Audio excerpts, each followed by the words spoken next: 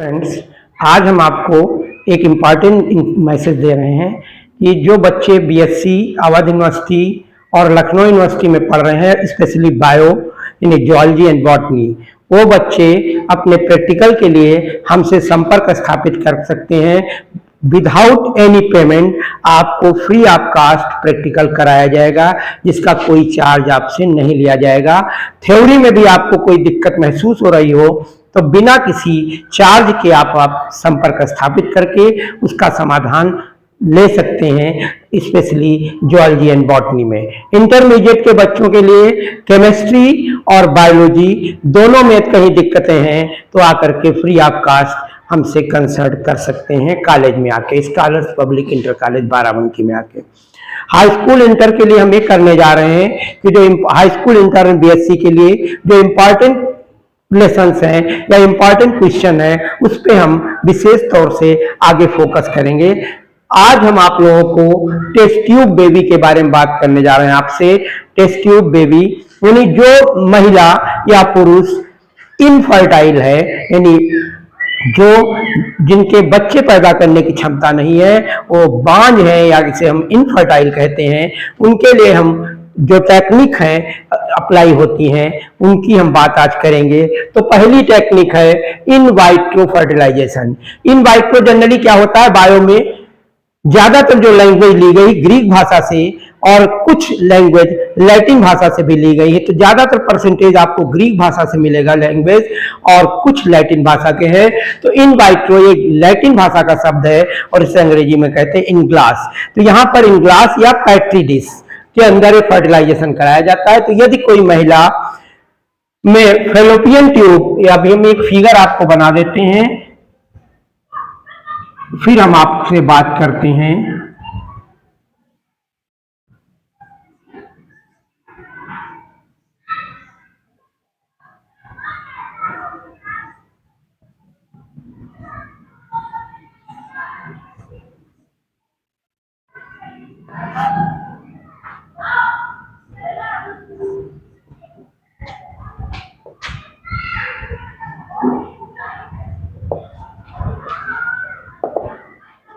ये है fallopian tube,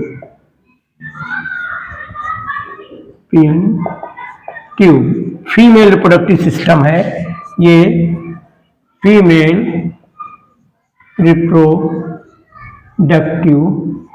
system है, ये फैलोपियन ट्यूब है जो हेयर की तरीके से बिल्कुल नैरो होती है।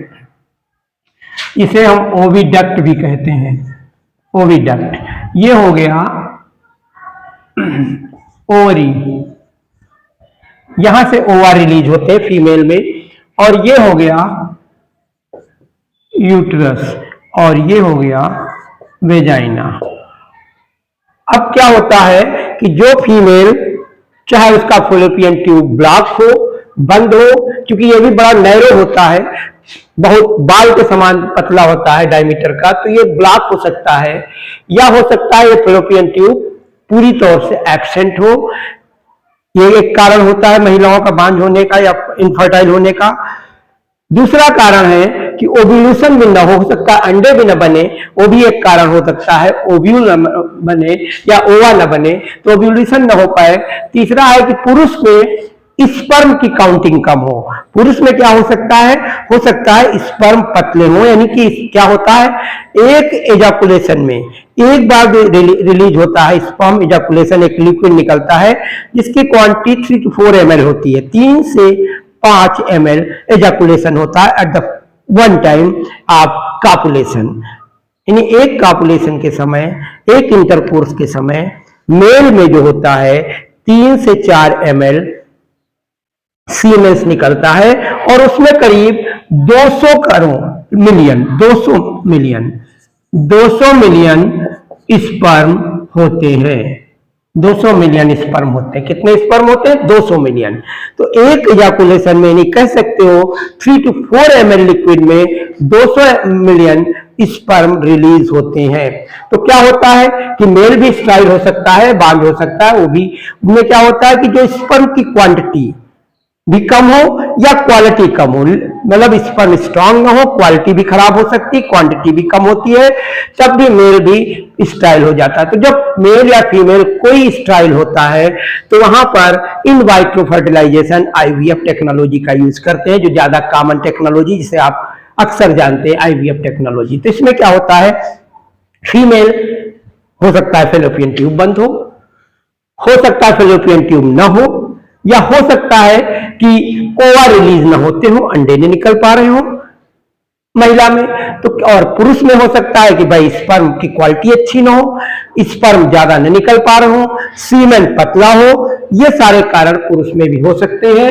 यदि 200 million sperm at a time release होते हैं 3 to 4 ml सीमेन में। अब क्या होता है, जब दोनों कंडीशन में क्या होता है कि फीमेल के ओवा को निकाल लिया जाता है फीमेल से, और मेल के स्पर्म को निकाल लिया जाता है, और दोनों को पैट्री डिश, जिसे हम इस तरह की होती पैट्री डिश या में क्या करते हैं, उसको फर्टिलाइज कराते हैं इन्वायरमेंट क्रिएट करके, इंटरनल इन्वायरमेंट को क्रिएट करके।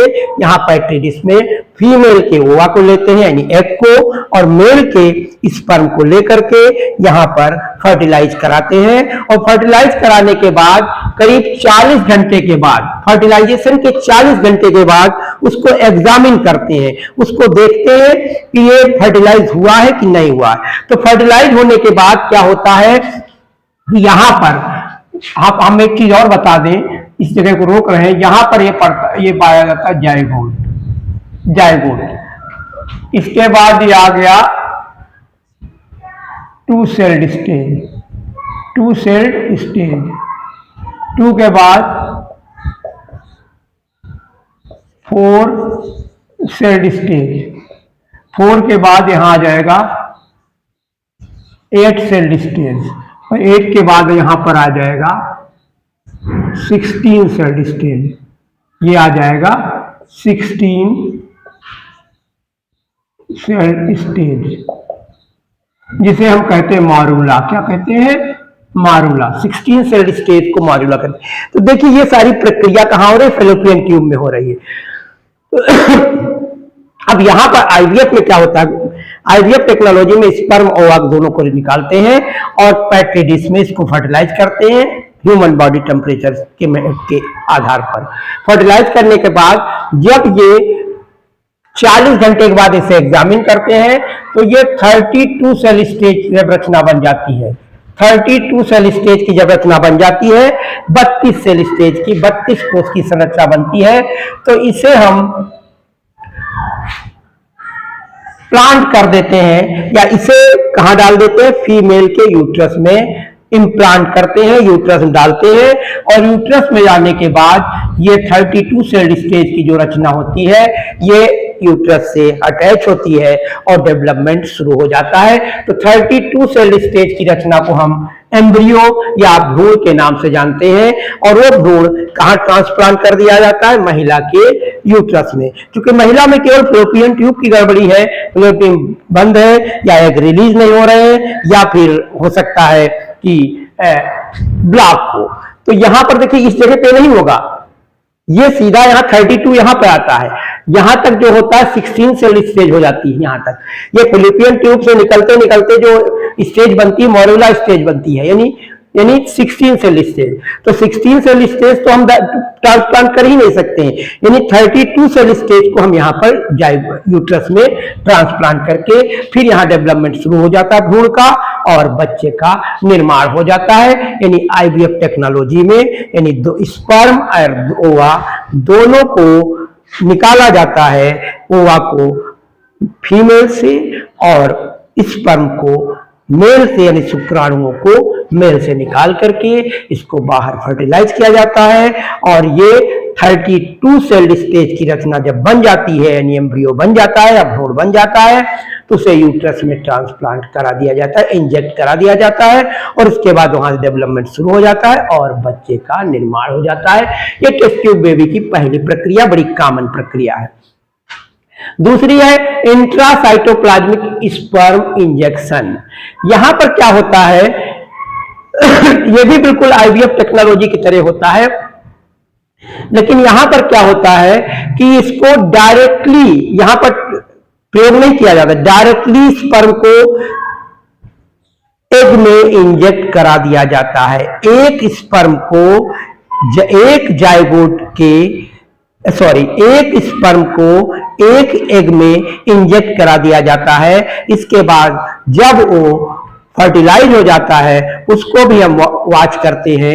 वॉच करने के बाद जब उसमें फर्टिलाइजेशन हो जाता है और 32 सेल स्टेज जब रचना बन जाती है तो उसे यूट्रस में इंजेक्ट करा देते हैं और फिर डेवलपमेंट शुरू हो जाता है। तो ये भी जस्ट लाइक आईवीएफ है, लेकिन यहाँ पर क्या है, यहाँ पर था स्पर्म की टोटल क्वांटिटी डाल देते, एक स्पर्म की बात है। यहां पर एक मजबूत स्पर्म को in case of intra cytoplasmic sperm injection यानी ICSI, इसमें क्या होता है, एक को लेते हैं और एक स्पर्म जो अच्छी क्वालिटी का होता है उसको एग में इंजेक्ट करा देते हैं और फर्टिलाइजेशन की प्रक्रिया शुरू हो जाती है। फिर उसको एग्जामिन करते हैं और 32 सेल स्टेज की जब एम्ब्रियो बन जाता है तो उसे फीमेल के यूट्रस में डाल देते हैं और वहां इसका डेवलपमेंट शुरू हो जाता है और बच्चे का निर्माण होने लगता है। अब तीसरी प्रक्रिया है zygote intra fallopian transfer. Zygote intra fallopian transfer में क्या होता है,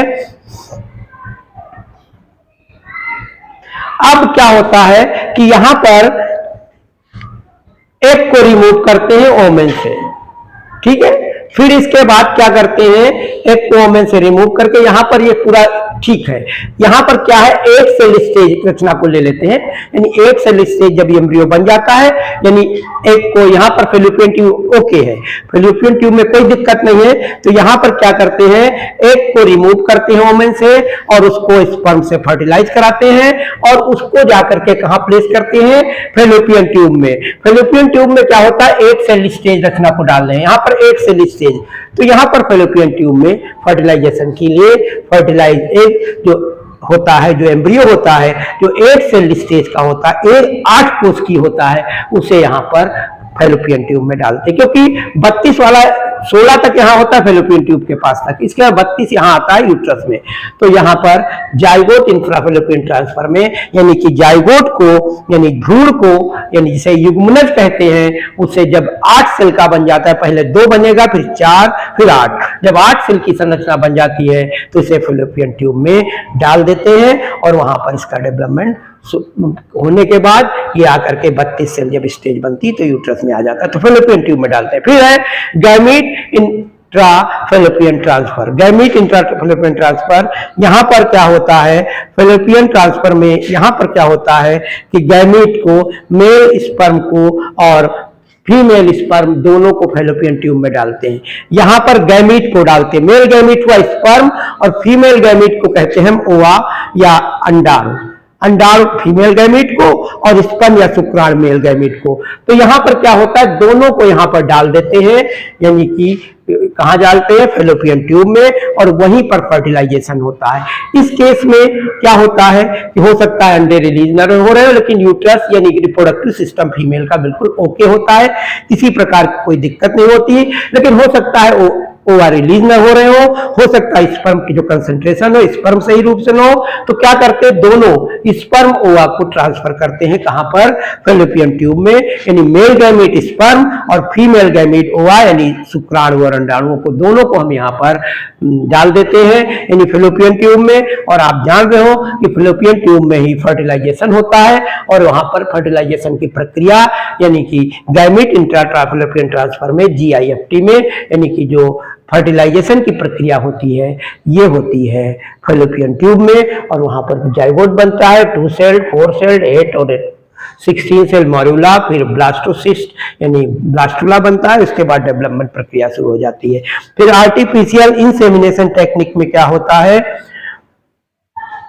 इसमें क्या होता है कि यदि सीमेन हस्बैंड का जो होता है, मेल का जो होता है यानी स्पर्म की क्वालिटी या सीमेन कम रिलीज होता है, जनरली 3 to 5 4 या 5 ml सीमेन होता है, या सीमेन की क्वांटिटी कम हो गई या स्पर्म काउंटिंग कम हुई, जैसे 200 हमने कहा मिलियन स्पर्म पाए जाते हैं, या स्पर्म की संख्या कम हो गई, स्पर्म की संख्या कम हो गई, या फिर क्या हुआ कि स्पर्म की संख्या कम हो गई, या फिर क्या हुआ कि सीमेन की जो क्वांटिटी है वो कम हो गई, तो आर्टिफिशियल इंसेमिनेशन टेक्निक के द्वारा, AIT के द्वारा भी artificial fertilisation and test tube baby की प्रक्रिया कराई जाती है।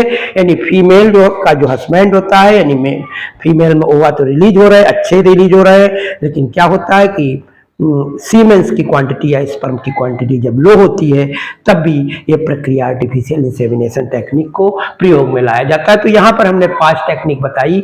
IVF जो बड़ी कॉमन टेक्निक है, जो आप अक्सर देखते हो, पेपर में निकलता है, और इसकी टेक्निक दूसरी है KIFT, इसके बारे में बात कर दिया। तीसरी है GIFT और चौथी है AIFT।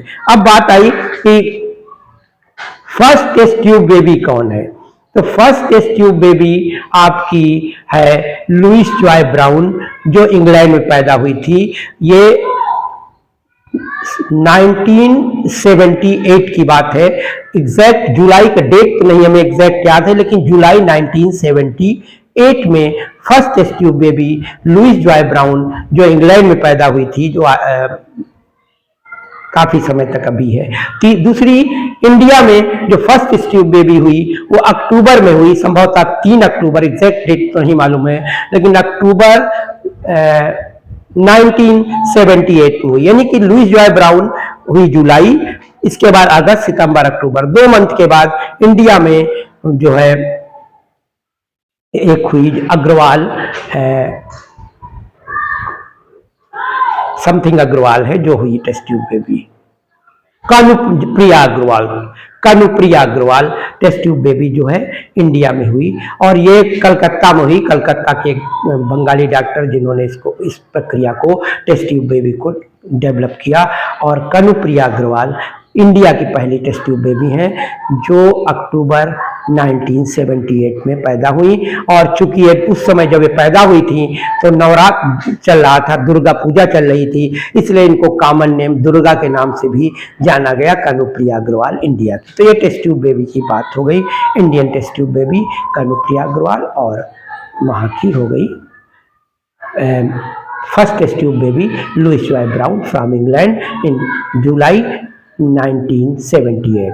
तो आज के बारे में हमने यहाँ पर बात की। यदि आपको इसमें कोई दिक्कत या महसूस हो रही हो या कोई कन्फ्यूजन हो, तो आप हमसे कमेंट बॉक्स में जुड़ें और बात करें, हम आपको बताएंगे। और आप हमारे चैनल को सब्सक्राइब करें, लाइक करें, कमेंट करें। Thank you.